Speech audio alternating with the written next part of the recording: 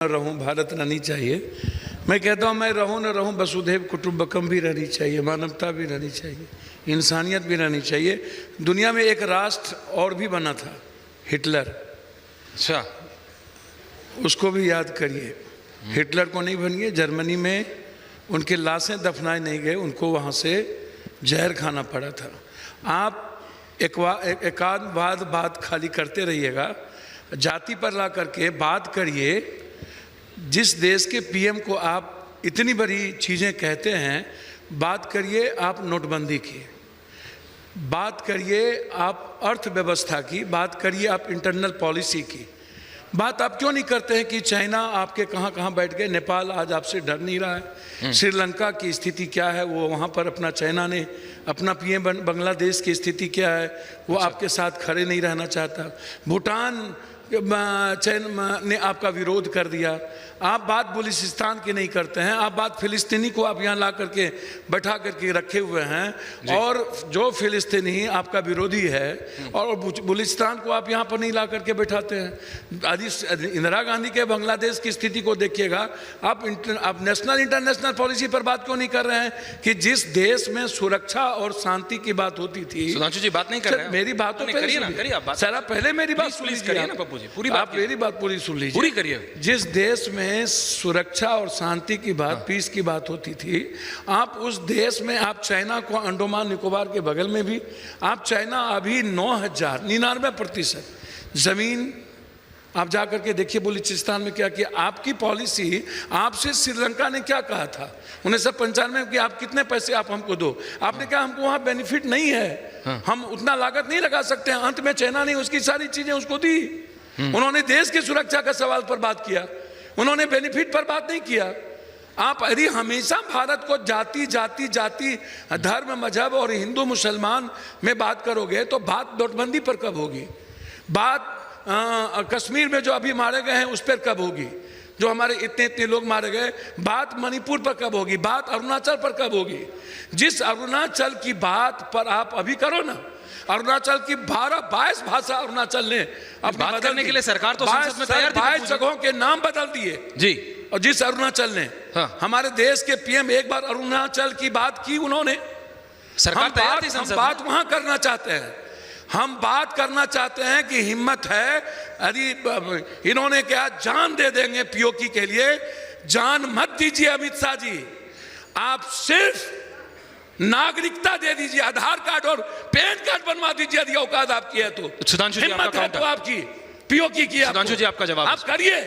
ठीक पप्पू जी, हम जाति की बात नहीं करेंगे, जान देने की जरूरत नहीं है।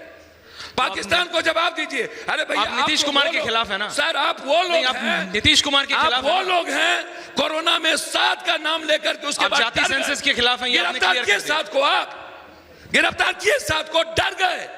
आप वो लोग हैं कि बाहर जाते हैं तो जाकर के मुसलमानों का पैर छूते हैं, राष्ट्रवाद के नाम पर दूसरे राष्ट्र सदस्य का पैर छूते हैं, और यहाँ आकर के आप मुसलमान और पाकिस्तान करते हैं। चाइना के खिलाफ हिम्मत क्यों नहीं होती है आपकी बात करने की? सुधांशु जी, अरब की, यूरोप के खिलाफ क्यों नहीं बात करने की? काउंटर आ रहा है, काउंटर। जाति जाति काउंटर, जाति है, जाति सच है, यहाँ आ गए और जाति घूम गए। नरेंद्र मोदी ने कहा मैं पिछड़ा हूँ, क्यों? वो पिछड़ा थे पप्पू जी, आराम से, वो पिछड़ा थे। थोड़ा सा पानी पीजिए। What happened to OBC? पानी पीजिए पहले, relax. What happened to OBC? थोड़ा सा पानी दादा, आप बात करिए। क्यों ये परेशान है गठबंधन के लिए? लाइव व्यू में नहीं है सर, क्यों परेशान है गठबंधन के लिए? डाउन नहीं हो रहा है सर, क्यों परेशान है गठबंधन के लिए? कभी पटेल को निकाल दिए, फिर गठबंधन किए। हमारे एक नेता यहाँ बैठे हुए हैं, ये पिछड़ा के लीडर उत्तर प्रदेश में, आप गठबंधन किए। निषाद को आपने गाली दिया, आप गठबंधन किए। आप रामविलास पासवान से गठबंधन किए, बिना गठबंधन के हिम्मत क्यों नहीं होती? जवाब ले रहा हूं, अब आपका जवाब आ रहा है। जवाब आ रहा है, राष्ट्रवाद के नाम पर चुनाव लड़के दिखा दीजिए। से रिलैक्स लड़िए और इसको कहिए कि आज के बाद गठबंधन न करे किसी जाति से। रिलैक्स, जवाब जाति की बात करता है ये आदमी। सुधांशु जी, देखिए इन्होंने काफी अच्छी बात कही कि देश के सामने कैसी कैसी चुनौतियां हैं, सीमा से लेकर अंतर्राष्ट्रीय स्तर तक, उन सब की भी बात करनी चाहिए। हाँ, प्रधानमंत्री की जाति पे मैं याद दिला देना चाहता हूं साहब, वो तो हम लोगों को अच्छी तरीके से याद है। इस देश में पहली बार प्रधानमंत्री की जाति कब बताई गई?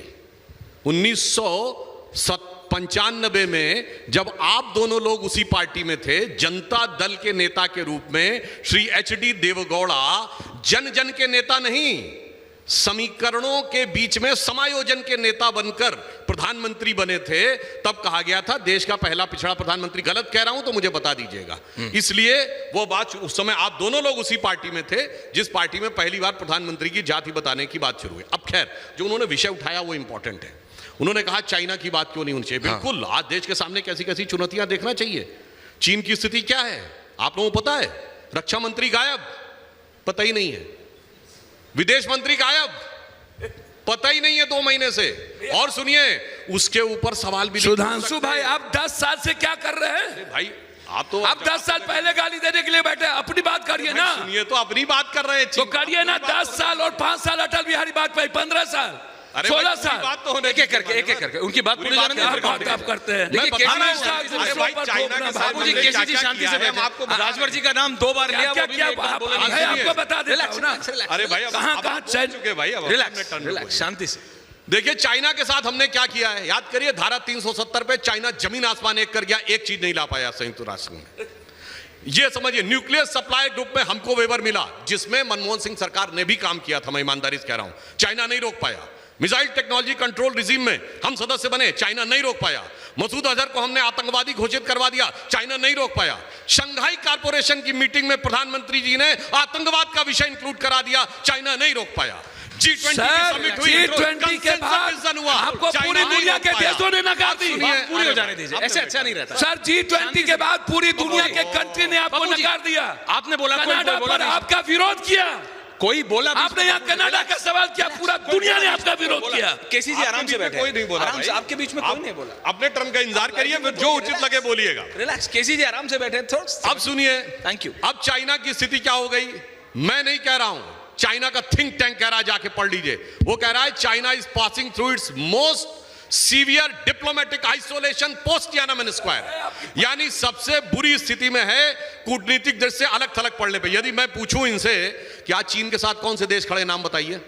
जानते क्या है? 2 देश हैं, नॉर्थ कोरिया और पाकिस्तान। सर हम और चीन का नक्शा देखिए, इधर है नॉर्थ कोरिया और इधर पाकिस्तान। मोदी जी ने ऐसा झूला झुलाया, North Korea Pakistan, North Korea Pakistan, तीसरा देश नहीं मिल रहा है उनको। सर, और आज स्थिति यह है, सुधांशु भाई, सर आपने सुधांशु भाई, आपने पूछा ना, अपने टर्न का इंतजार करिए। आ रहा हूं, अपने टर्न का इंतजार करिए। अच्छा नहीं लगता, अपने टर्न का इंतजार करिए। रिलैक्स, शांति से प्लीज। सब लोग अपने सभ्य तरीके से बात करें। देखिए मैं सिर्फ ये कह रहा हूं, आज चाइना में डिफ्लेशन है, इकोनॉमी नीचे।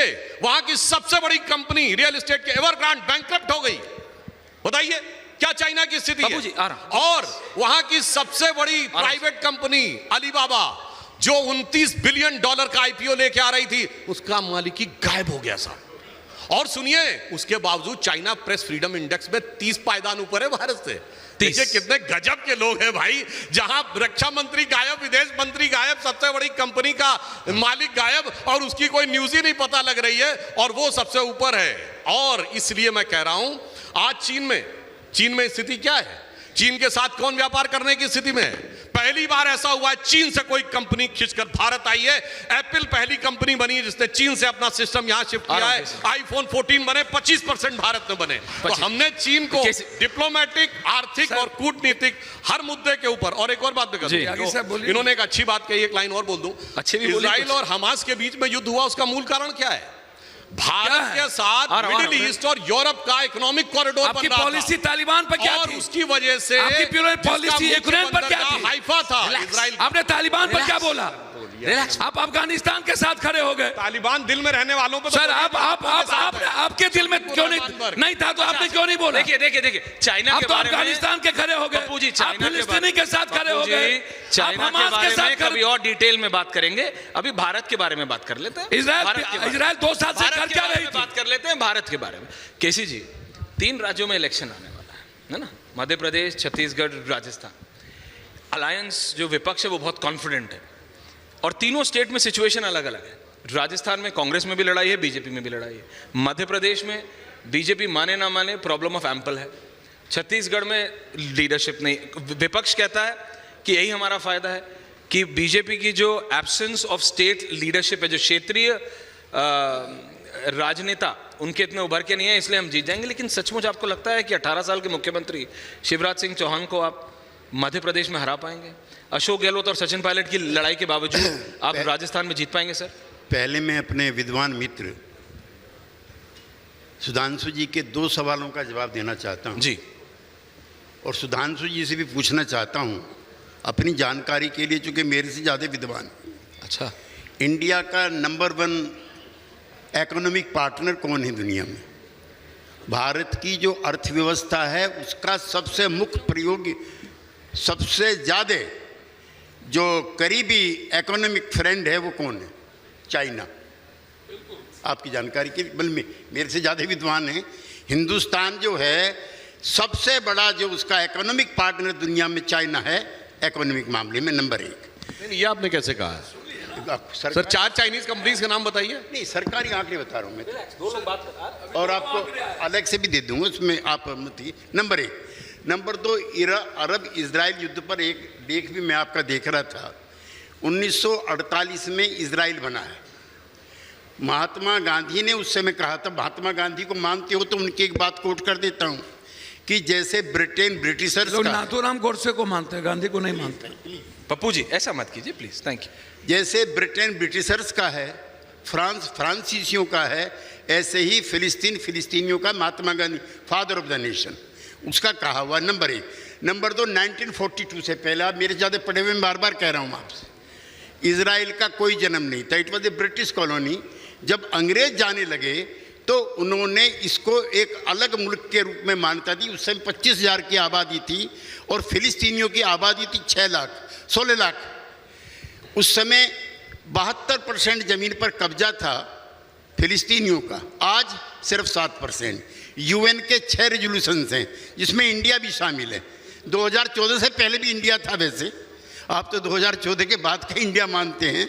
और अटल बिहारी वाजपेयी जी, जो हमारे, आपके नहीं, मेरे भी प्रिय नेता अटल बिहारी वाजपेयी, उन्होंने यूएनओ में और रामलीला मैदान में, उसका कैसेट मेरे पास है, मैं आपको भिजवा दूंगा, कि किसी को इस बारे में शक शुबा करने की ज़रूरत नहीं है कि हम द गवर्नमेंट ऑफ इंडिया इस सवाल पर फिलिस्तीन के साथ हैं और उनकी जो ज़मीन इजराइल ने छीनी है वो वापस होनी चाहिए। देखिए, इजराइल और हमास, नहीं, इनका जिक्र किया। मैं जवाब दे दूं? और एक सेकंड, हमास के द्वारा और इजराइल के द्वारा जो नागरिकों पर किए जा रहे अत्याचार और जुल्म जाती हैं, हम और हमारे जैसे लोग उन दोनों का विरोध करते हैं। सुधांशु जी फिर काम करो, फिर मैं आ रहा हूं। मैं सिर्फ फैक्ट बता देना चाहता हूं। आदरणीय त्यागी जी ने 48 का जिक्र किया। महात्मा गांधी जी की मृत्यु 30 जनवरी 1948 को हो गई। इजराइल बना 14 मई 1948 को, महात्मा गांधी जी की मृत्यु के 5 महीने बाद। तो इजराइल बनाम फिलिस्तीन का मुद्दा ही महात्मा गांधी के जीवन काल में महात्मा गांधी ने अपने मुद्दा था। अरे भाई, जब इजराइल बनेगा तब इजराइल वर्सेस फिलिस्तीन आएगा ना। इजराइल के बनने की चर्चा चल रही है। नहीं, दूसरा, इस सवाल पे मैं आपको गलत साबित करूंगा। सर, जब इजराइल का अस्तित्व ही नहीं था, इजराइल की चर्चा चल रही थी, इजराइल की चर्चा चल रही थी। अर्णव जी बताइए, आप तो हम दोनों से ज्यादा विद्वान हैं। सर, और चेक कर लो, और फैक्ट बता दें। दूसरा सिर्फ फैक्ट बोलूंगा और कुछ नहीं। आपने कहा अटल बिहारी वाजपेयी जी जब विदेश मंत्री थे उस समय उन्होंने जाके बोला 1977 में, पहली बात, विदेश मंत्री अपने प्रधानमंत्री को रिप्रेजेंट करता है। फिर ठीक है, जमीन कब्जाई की बात थी, मगर आप भूल गए सर, उसके बाद तो 1978 में कैंप डेविड अकॉर्ड हुआ जो 1980 में लागू हुआ। उसके बाद इजिप्ट का सिर्फ गाजा स्ट्रिप ही नहीं, सिनाई डेजर्ट भी इजराइल के पास था, जो इजराइल के एरिया का 4 गुना था, वो उसने लौटा दिया। इजिप्ट ने उसको मान्यता दे दी और गाजा स्ट्रिप उनके पास छोड़ दी। ये 1980 में उसके बाद हुआ मान्यवर। तो ये पूरी बात बोलिए ना, पूरा जब इजिप्ट ने मान्यता दे दी, पूरा बोलता पड़े। सुनिए, गाजा इजिप्ट का था और सिनाई इजिप्ट का था। उस इजराइल के साथ इजिप्ट ने समझौता किया 1980 में कि सिनाई हमको दे दो और गाजा आप अपने पास रख लो। भैया, उनमें समझौता हो गया, मगर यहाँ मारामारी मची हुई है। नहीं, गलत कह रहे हैं, गलत कह रहे हैं आप। एक तो मैं आप पे इससे बहस करूंगा और अर्णव जी को बिचौलिया बनाऊंगा इसमें। महात्मा गांधी का ये स्टेटमेंट अगर नहीं हुआ तो मैं सार्वजनिक जीवन से संन्यास ले लूंगा। नंबर 1, बहुत बड़ी बात कह रहा हूं।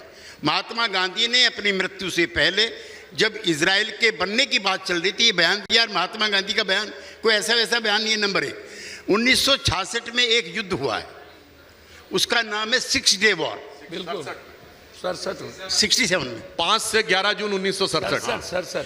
6 डे वार, उसमें इजराइल ने लेबनान की भी, इजिप्ट की भी और सीरिया की भी और फिलिस्तीन की भी तो कब्जा किया ही हुआ था, सब पर कब्जा किया हुआ था। मैं यूएन का रेजोल्यूशन भी आपको और अर्णव जी को दोनों को भिजवाऊंगा, जी। जिसमें पूरे विश्व ने unanimous, including America, including Europe, ये प्रस्ताव किया है कि जो जमीन इजराइल ने छीनी है सीरिया से, इससे और मिस्र से और जी। लेबनान से, वो वापस की जाए। आज तक वापस नहीं की। त्यागी तो जी। वो तो सबसे बड़ा आतंकी तो इजराइल इस आ मामले रहा में हूं हो बापू गया कि यूएन के रेजोल्यूशन को भी नहीं मानता हूं। त्यागी जी, आप डिबेट में आना तो शुरू कीजिए, आप अर्नब जी के साथ करिए, रोज रोज पूछिए।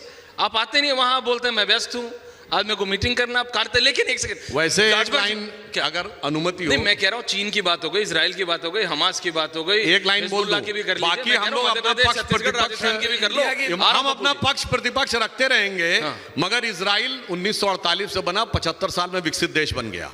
आज कोई पश्चिमी देशों की रिश्तेदारी नहीं है इजराइल से, तो सर- मगर टेक्नोलॉजी में वो इतना आगे है कि टेक्नोलॉजी की जरूरत पड़ती है।